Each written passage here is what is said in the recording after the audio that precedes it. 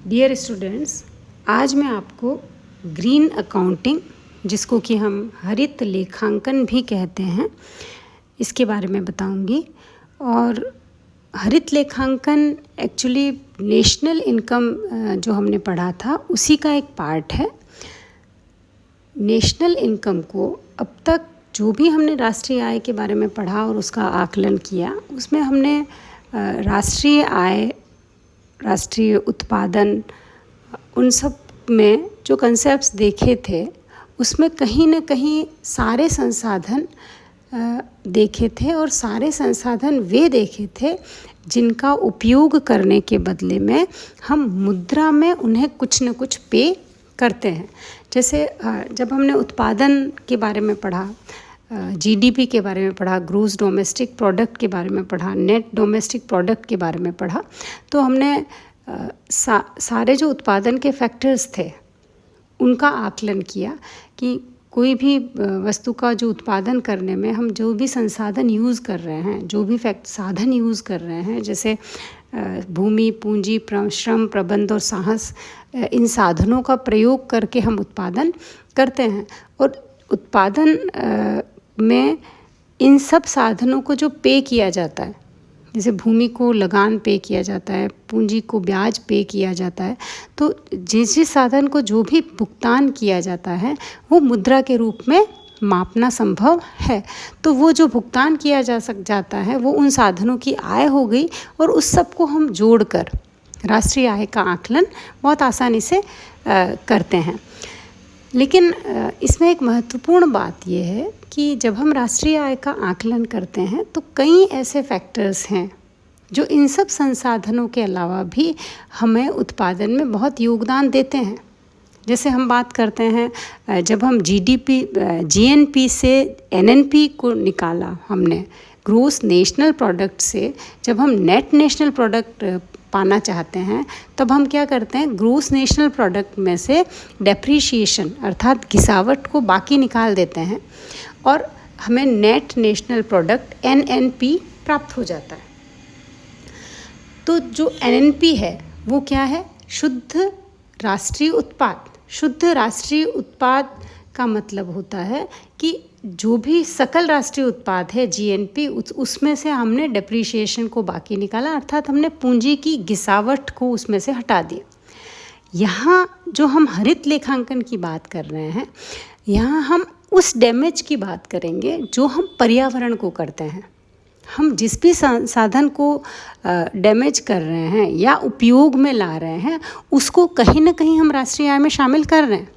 तो ऐसी स्थिति में चूंकि हम किसी भी वस्तु का उत्पादन करके, आप अनुमान लगाइए, जैसे हम कृषि भी कर रहे हैं तो उसमें भी कहीं ना कहीं मिट्टी का भी बहुत यूज़ हो रहा है, या मिट्टी भी डेप्रिशिएशन हो रहा है उसका।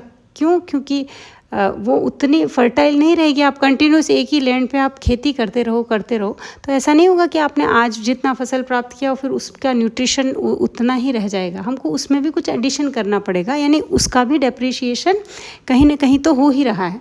एनवायरनमेंट का डेप्रिशिएशन हो रहा है। एयर, हमारी हवा उतनी शुद्ध नहीं रह पा रही है अगर हमने बहुत सारे ऐसे उत्पाद बना रहे हैं हम लोग, जैसे कोई केमिकल इंडस्ट्री लग रही है, या आपका ऐसे कुछ ऐसी चीज़ें बन रही हैं जो कि एयर पोल्यूशन क्रिएट कर रही हैं। तो ये सारी चीज़ें हवा को क्या कर रही हैं, प्रदूषित कर रही हैं। इसका मतलब हम इसमें भी डेप्रिशिएशन कर रहे हैं। तो हम पूरे एनवायरनमेंट को, कहीं ना कहीं पूरा एनवायरनमेंट को नुकसान पहुंचाया ही जा रहा है अगर हम बहुत तेज़ी से विकास करना चाहते हैं। तो क्या हम इस नुकसान का आकलन राष्ट्रीय आय के अंतर्गत कर रहे हैं या नहीं कर पा रहे हैं, या हम इसको मेज़र कर रहे हैं, और कर रहे हैं तो कितना मेज़र कर रहे हैं? क्या इसको समझने का, इसको अंडरस्टैंड करने का जो तरीका है वो हरित लेखांकन में है। हरित लेखांकन का मतलब होता है कि हमें ऐसा डेवलपमेंट करना है जो हम निरंतर कर सकें। ऐसा नहीं कि एनवायरनमेंट, देखिए सारे रिसोर्सेज जिनकी हम बात करते हैं वो रिसोर्सेज तो हमसे डिमांड करेंगे। आप किसी भी मजदूर से दिन भर काम करवाइए, वो आपसे डिमांड करेगा, आप शाम को उसको बिना मजदूरी दिए रवाना नहीं कर सकते हो। लेकिन आपने दिन भर कोई प्रोडक्शन किया और आपने हवा को प्रदूषित कर दिया, वो आपसे उस वक्त डिमांड नहीं करेगी कि नहीं मुझे आप तुरंत मेरे इस डैमेज को रिकवर करो। वो कभी भी आपसे डिमांड नहीं करने वाली है। वो डिमांड नहीं कर रही, इसका मतलब ये नहीं कि उसकी डेप्रिसिएशन नहीं हो, उसका डेप्रिसिएशन हुआ है। डेफिनेटली विकास की इस लंबी दौड़ में बहुत काफ़ी समय से हम बहुत तेज गति से विकास करते आ रहे हैं, और इसमें मानव जाति को ये ध्यान बिल्कुल नहीं रहा कि पर्यावरण को कितना हम नुकसान पहुंचा रहे हैं। पर पिछले 2 दशकों से, या मैं कहूँगी कि 1990 के बाद से हम लोग थोड़ा थोड़ा अवेयर होना शुरू हुए हैं कि हम ये जो विकास कर रहे हैं, पूरी सोसाइटी जो डेवलप हो रही है, वो एक बहुत बड़ी लागत पर्यावरण को प्रदूषित करके भुगतान कर रही है, उस लागत का चुका रही है। यानी हम पर्यावरण प्रदूषण की लागत पे कर रहे हैं, हम अपने ही एनवायरनमेंट को डैमेज कर रहे हैं और उसका कोई वैल्यूएशन ही नहीं कर पा रहे हैं। क्यों? क्योंकि पर्यावरण हमसे तुरंत डिमांड नहीं करता, पर डेफिनेटली 2 दशक बीत गए, 3 दशक बीत गए और बहुत लंबी अवधि बीत गई है। हम कंटिन्यूस बहुत पिछले 50 सालों में हमने जितना विकास किया है, उस सारे विकास को अब जाके हमको उनकी प्रॉब्लम्स नज़र आने लगी हैं, पोल्यूशन के रूप में, बहुत ज़्यादा भीड़ भाड़ के रूप में, आपके वाटर पोल्यूशन के रूप में, एयर पोल्यूशन के रूप में। और ये चीज़ें लोगों की हेल्थ पर, विशेष रूप पर मनुष्य जाति के स्वास्थ्य पर, उनके काम करने के तरीक़ों पर, उनकी मानसिकता पर बहुत ही नेगेटिव इम्पैक्ट डालती जा रही हैं। और इसलिए हम राष्ट्रीय आय का आकलन के अंतर्गत ग्रीन अकाउंटिंग को शामिल करने का प्रयास करते हैं। हम ये जानने की कोशिश करनी बहुत ज़रूरी है कि हम वास्तव में कितना आगे बढ़े और हम कितना सस्टेनेबली आगे बढ़ने की स्थिति में रहेंगे। जब भी हम नेशनल इनकम अकाउंटिंग की बात करते हैं, तो जो इसमें सबसे इम्पॉर्टेंट चीज़ आती है कि हम इसको आकलन कैसे करें, क्योंकि इसे मुद्रा में मापना संभव नहीं है। इस डैमेज को नापना, तोलना बहुत संभव नहीं है। हमने कुछ डैमेज तो हम आकलन कर सकते हैं, जैसे जंगल हैं आपके, जंगल कितने कटे और कितने कम हुए, ये हम पता लगा सकते हैं। और एयर पोल्यूशन कितना हुआ, ये भी हम आइडिया लगा सकते हैं। लेकिन यहाँ पर ये आकलन करना बहुत मुश्किल है कि किसने उसका फ़ायदा उठाया और किसने केवल उसके नुकसान बियर किए। क्योंकि इसमें सबसे मज़ेदार चीज़ ये है कि इसका फ़ायदा तो शायद कुछ लोग हो सकता है ये सोचें कि उन्होंने जंगल काट के लकड़ी ली और फ़ायदे उठाए, लेकिन उससे जो ऑक्सीजन को या हमारे वातावरण को जो नुकसान हुआ जंगल के कम होने से, उसका जो डैमेज है वो हर आदमी को बियर करना पड़ रहा है जो उस प्लेनेट पर रह रहा है। तो इसका डैमेज सभी बियर कर रहे हैं, लेकिन प्रॉफिट कुछ लोगों को हो रहा है। तो ये जो असंतुलन की स्थितियां हैं, इसको मेज़र करना, इसको इनके मापक बनाना, इसका काउंटिंग करना अपने आप में एक बहुत बड़ा चैलेंज है। और उसके लिए हम 2-3 तरीके के माप हैं, जिसे हम कह सकते हैं कि कुछ मेज़रमेंट्स हैं जिसकी हम चर्चा करेंगे। सबसे पहला जो मेजरमेंट है मैं आपसे बात करना चाहूँगी, वो है NNP अकाउंटिंग का। NNP अकाउंटिंग का मतलब होता है net national product accounting according to green accounting. तो उसमें जो हम ट्रेडिशनली GDP को मेजर करते हैं, जो अपने पिछली सारी अपन ने वीडियो में देखा, उसमें ट्रेडिशनली हम जब GDP लेते हैं तो हम सारे संसाधन जो भी उत्पादन करते हैं एक देश के भीतर, उसमें जो अच्छी चीज़ें हैं, यानी जो हम प्रोडक्शन करते हैं, हम उनको ध्यान में रखते हैं। लेकिन उसमें हम बेड्स के बारे में बात करना भूल जाते हैं। जो हमने क्षति पहुंचाई है, जो हमने डैमेज किया है, उसको तो हम आकलन करते ही नहीं। तो इसलिए 1994 में अमेरिका के कॉमर्स डिपार्टमेंट ने GDP के आकलन में सबसे पहले पर्यावरणीय लेखांकन की शुरुआत की थी। और उन्होंने जिस तरीके से लेखांकन की शुरुआत की, उसमें 3 तरीके की पूंजी की बात उन्होंने कही। सबसे पहली है विनिर्माण पूंजी, विनिर्माण पूंजी से हमारा आशय है मशीन, फैक्ट्री, रोड जो बनती है, सड़कें जो बनती हैं, ये सब कहीं ना कहीं प्रोडक्शन में यूज़ आती हैं। जो सारा उत्पादन हम करते हैं वो मशीनों से होता है, फैक्ट्रीज़ में होता है, सड़क उसका ट्रांसपोर्टेशन का बहुत बड़ा जरिया होती हैं। तो ये सारा विनिर्माण पूंजी में आता है। दूसरी हम बात करते हैं मानवीय पूंजी की। मानवीय पूंजी हम सब जानते हैं कि मनुष्य जो है वो हमारी मानवीय पूंजी है, पर मानवीय पूंजी ज़्यादा रिच कब कहलाती है? जब मानवीय पूंजी कुशल हो। कुशल कैसे होगी? कि अगर वो एजुकेटेड हों, बहुत क्वालिटी एजुकेशन उन्होंने ली हो, टेक्निकल एजुकेशन लिए हुए लोग हैं, जो किसी काम को बहुत अच्छे तरीके से करना जानते हैं, एक्सपीरियंस्ड हैं किसी भी काम को करने में, तो डेफिनेटली उनकी प्रोडक्टिविटी क्या होती है, ह्यूमन की बढ़ जाती हैं, स्किलफुल हैं। यानी तो ऐसे में अगर मानवीय पूंजी बहुत ही रिच मानी जाएगी। और तीसरी हम बात करते हैं पर्यावरणीय पूंजी की। तो पर्यावरणीय पूंजी में हम शामिल करते हैं जंगल को, ज़मीन की कितनी क्वालिटी क्या है, यानी गुणवत्ता क्या है, बंजर तो नहीं है, या कितनी अच्छा उत्पादन या करती है, उत्पादकता उसकी अच्छी है। इस आधार पर हम पर्यावरणीय पूंजी का आकलन करते हैं। तो जब भी हम सस्टेनेबल डेवलपमेंट की बात करते हैं तो ये तीनों चीज़ें, विनिर्माण पूंजी, मानवीय पूंजी और पर्यावरणीय पूंजी, ये तीनों कहीं न कहीं अर्थव्यवस्था में बढ़े, अर्थात ये तीनों, इनका कंट्रीब्यूशन अगर बढ़ रहा है, इनकी काम करने की गतिविधि, काम करने का तरीका, एफिशिएंसी अगर लगातार बढ़ रही हैं, तो इसका मतलब कि हम एक अच्छी दिशा में डेवलप हो रहे हैं। लेकिन होता क्या है कि शुरू की जो दो चीज़ें हैं वो तो हमें दिखाई दे रही हैं कि विनिर्माण पूंजी और मानवीय पूंजी में लगातार वृद्धि हो रही है। यानी मशीनें पहले जो कम बेहतर थी, स्टेप बाय स्टेप आप देखिए, हमेशा आपको अभी तो शायद 2-3 साल में मार्केट में आपको चीज़ें नज़र आने लगती हैं कि नई मशीनें आ गई, नई टेक्नोलॉजी आ गई, नई तरीके से प्रोडक्शन होना शुरू हो गया है। और जो ह्यूमन कैपिटल है उसमें भी बहुत ज़बरदस्त R&D होती है। हम एक एक काम जो पहले घंटों लगते थे करने में, आज ह्यूमन भी कंप्यूटर्स की हेल्प से या बहुत टेक्नोलॉजी की हेल्प से हम उसको बहुत ही जल्दी और बहुत ही अच्छे से करने लग गए। पर जो तीसरी चीज़ होती है वो होती है पर्यावरणीय पूंजी। पर्यावरणीय पूंजी का मतलब होता है कि जंगल, भूमि, पूरा एनवायरनमेंट जो हमारे लिए काम करता है। पर दुखद तथ्य ये है कि ये जो ऊपर की दोनों चीज़ें हैं, विनिर्माण पूंजी और मानवीय पूंजी, ये दोनों ने तो अपनी एफिशिएंसी को बढ़ाया है, लेकिन दुखद है कि पर्यावरणीय पूंजी ने पिछले विकास के इस दौर में अपनी जिसे कहते हैं अपनी एफिशिएंसी को काफ़ी घटा लिया है। थोड़ा बहुत नहीं, काफ़ी घटा लिया है। आप देखिए कि अपनी हेल्थ की क्या, ह्यूमन बीइंग है, अपनी हेल्थ पर कितना एक्सपेंड करना पड़ रहा है। हम हमारी फैमिली में देखें, आप अपने पुराने बुज़ुर्गों से कभी बात करके देखें कि वो साल भर में कितनी बार बीमार हुआ करते थे, कितना उन्हें अस्पताल जाने की ज़रूरत पड़ती थी।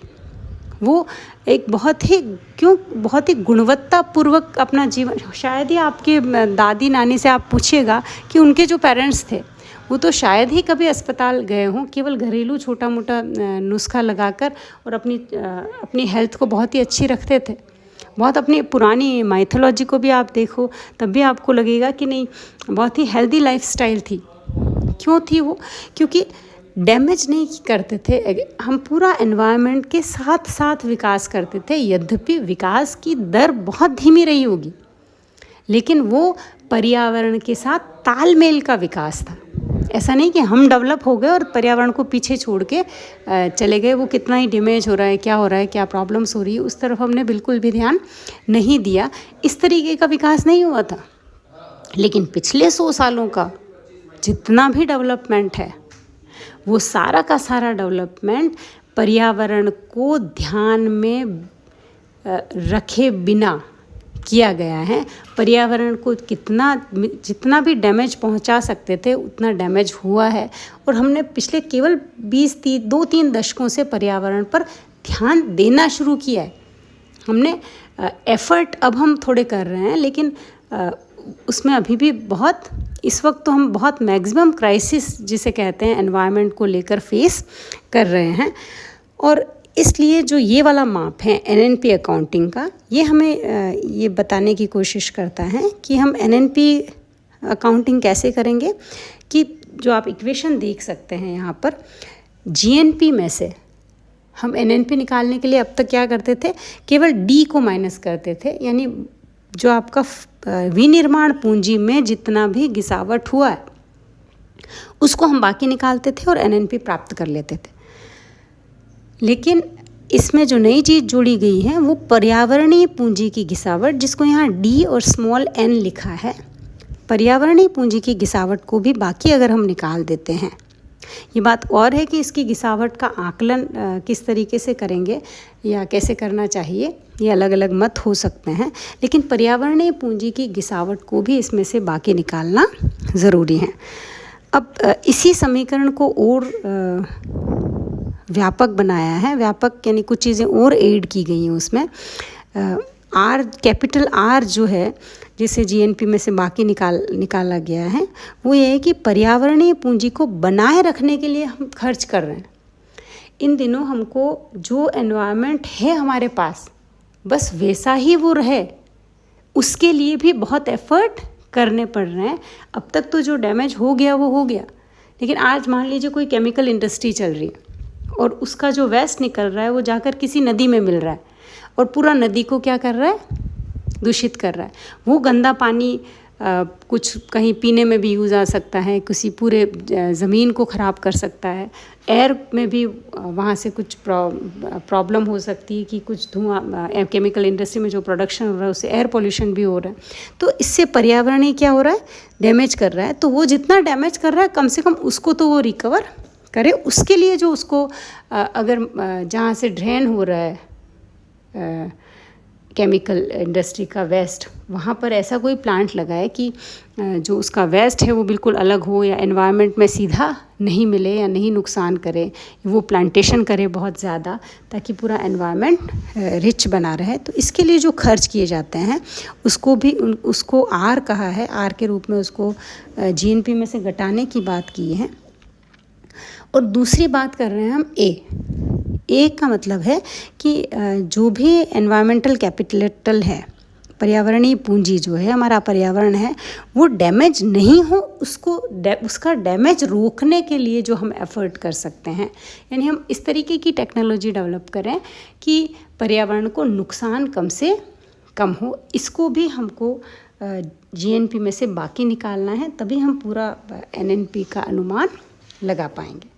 ये तो हुआ एक तरीके का माप।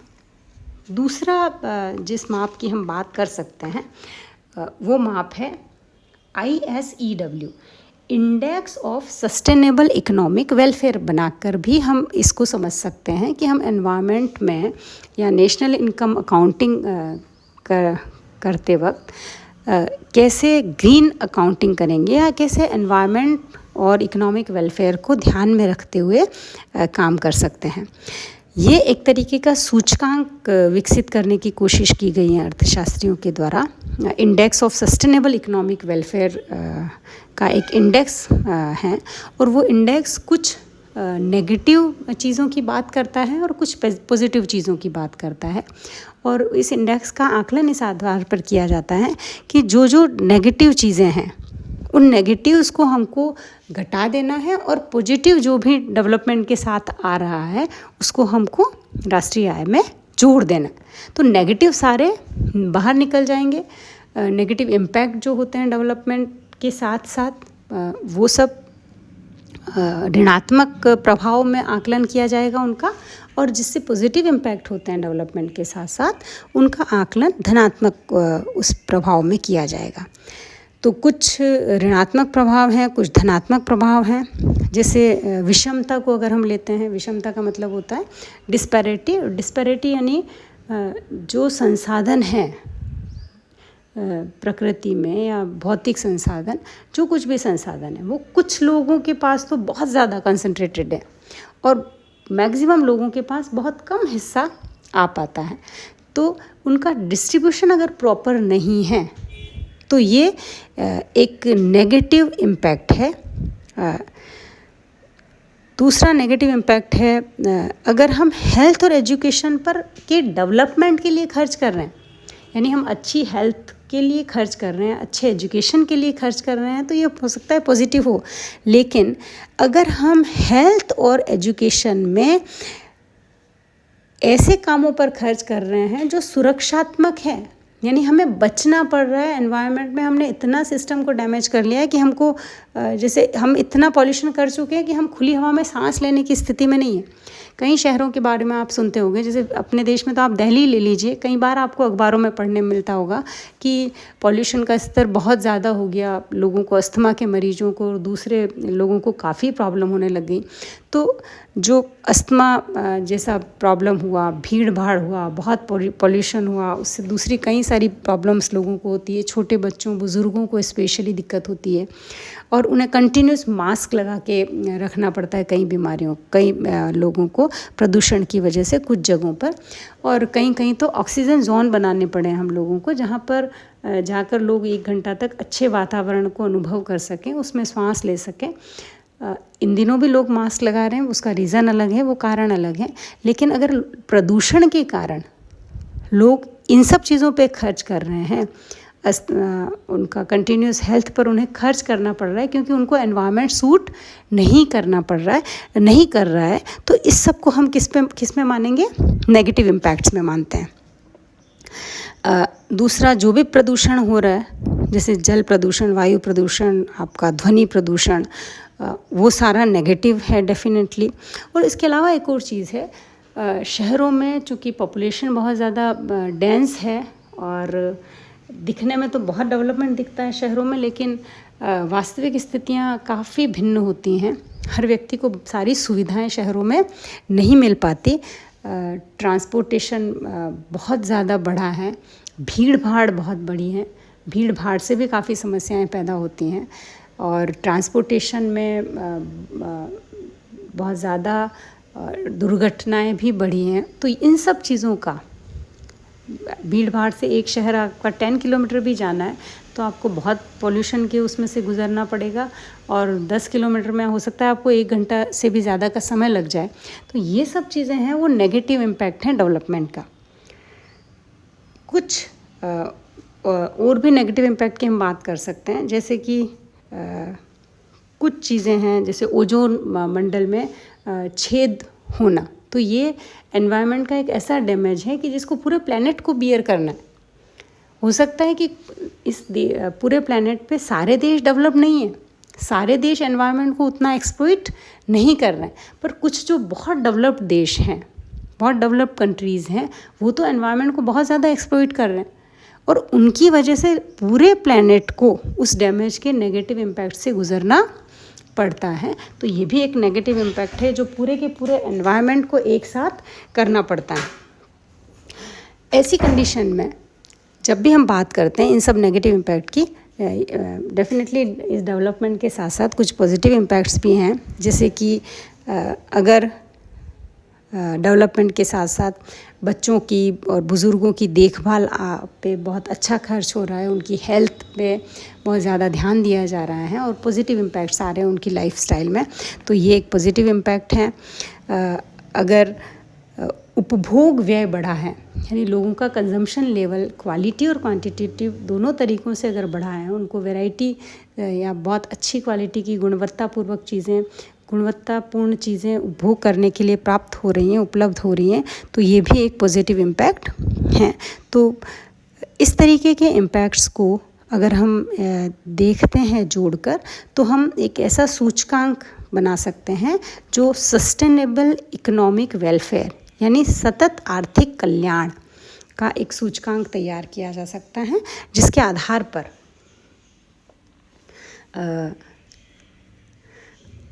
पर्यावरणीय और हरित लेखांकन को हम आकलन कर सकते हैं।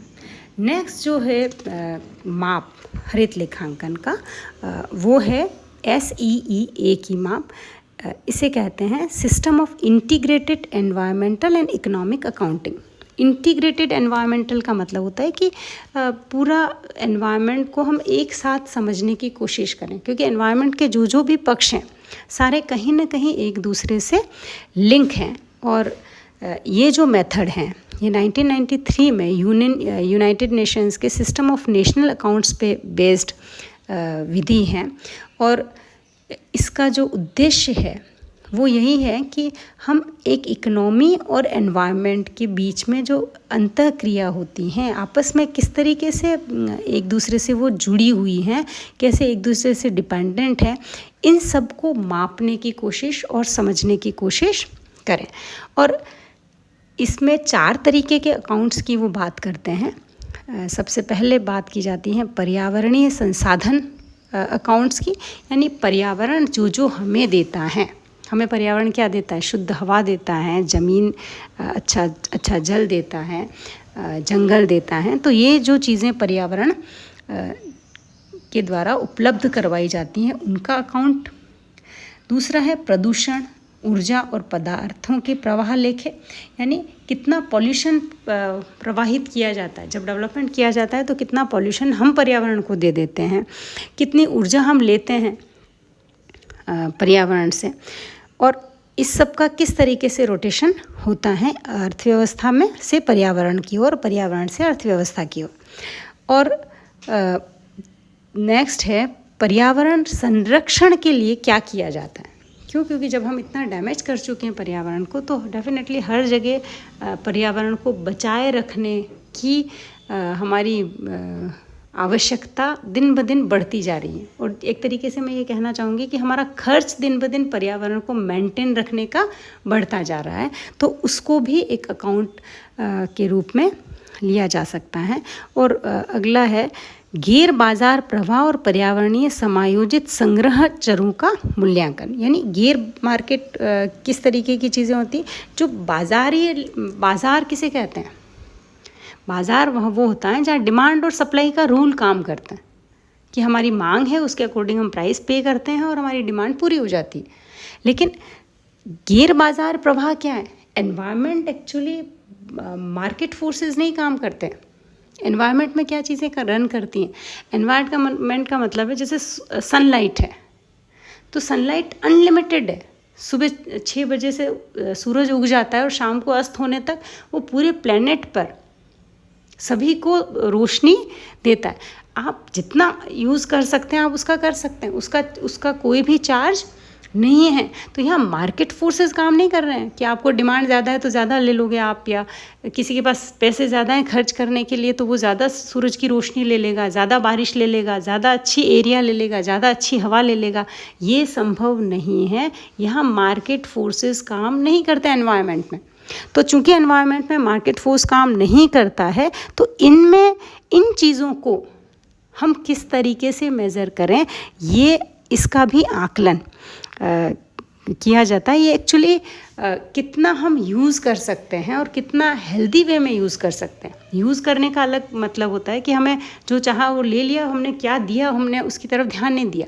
और हेल्दी वे में यूज़ करने का मतलब होता है कि हमने एनवायरनमेंट से जो लिया और बदले में जो दिया उस पर भी हम नज़र रखें कि हमारे यहाँ से क्या जा रहा है, हमारे यहाँ से मिनिमम डैमेज जाए, हम उसको नुकसान कम से कम पहुँचाएं, क्योंकि वो तो हमें फ़ायदा ही दे रहा है। तो इस तरीके के ये जो चारों अकाउंट्स हैं उससे उनके माध्यम से जो लेखे बनाए जाते हैं उनका आकलन अर्थव्यवस्थाओं में किया जाना ज़रूरी है। और तभी हम एनवायरनमेंट का एक लिमिटेड तरीके से एनवायरनमेंट को यूज़ करेंगे और उसका अनिश्चित दोहन नहीं करेंगे कि हम सस्टेनेबल रह सकें। केवल हमारी पीढ़ी का ही नहीं, आने वाली पीढ़ियों के बारे में भी हम सोचें कि वो भी डेवलप होती रहे। अंततः इस सारे अकाउंटिंग के ये जो तीनों तरीके आपने देखे, एक तो हमने देखा एनएनपी अकाउंटिंग हम कैसे करते हैं, फर्स्ट हमने देखा था। दूसरा हमने देखा इंडेक्स मेथड हम किस तरीके से बनाते हैं, और एक हमने देखा कि हम इंटीग्रेटेड एनवायरमेंटल इकोनॉमिक अकाउंटिंग किस तरीके से तैयार करते हैं। फाइनली बस हम यही बात कर सकते हैं नेशनल इनकम में ग्रीन अकाउंटिंग को पढ़ते वक्त कि इन सारे इम्पैक्ट्स में ग्रीन अकाउंटिंग को मापने में बहुत कठिनाई है, क्योंकि अगर हम इनको मापने की कोशिश करेंगे तो इनके फ़ायदे अनंत हैं, लेकिन इनकी कोस्टिंग उसी वक्त हमको नहीं कोस्ट पे करनी पड़ रही है, लेकिन आगे जाकर इसकी प्रदूषण और उससे होने वाले इम्पैक्ट के रूप में बहुत ही ज़्यादा कोस्ट हमको पे करनी पड़ सकती है। तो इसे हम आज से ही अगर इस पर ध्यान देना शुरू करेंगे तभी जाकर हम डेवलपमेंट का, विकास का और राष्ट्रीय आय का सही आकलन कर पाएंगे। इसीलिए ग्रीन अकाउंटिंग के आधार पर राष्ट्रीय आय का आकलन किया जाना बहुत ज़रूरी है। Thank you.